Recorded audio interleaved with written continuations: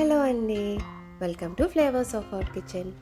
ఈరోజు కోడిగుడ్డుతో చాలా తక్కువ టైం అండ్ ఎఫర్ట్తో సింపుల్గా తయారు చేసుకోగల కోడిగుడ్డు వెల్లుల్లి కారం ఎలా తయారు చేసుకోవచ్చో చూద్దాం. దీనికోసం ముందుగా మిక్సీ జార్లో కానీ లేదంటే శనికాల్లో కానీ 4 ఎండుమిర్చి, 1 టీ స్పూన్ మిరియాలు, 1 టీ స్పూన్ సోంపు, 10 వెల్లుల్లి రెబ్బలు కచ్చాబచ్చాగా దంచుకోవాలి. ఇప్పుడు కడాయిలో 1 టేబుల్ స్పూన్ నూనె వేడి చేసుకుని చిన్నగా కట్ చేసుకున్న 1 ఉల్లిపాయ, కరివేపాకు వేసి కాస్త వేగనివ్వండి.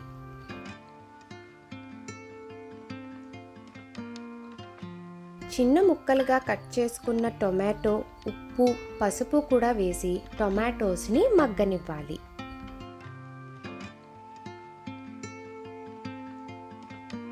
మనం ఆల్రెడీ రెడీ చేసి పెట్టుకున్న వెల్లుల్లి కారం కూడా వేసి ఇంకొక నిమిషం వేగనివ్వండి.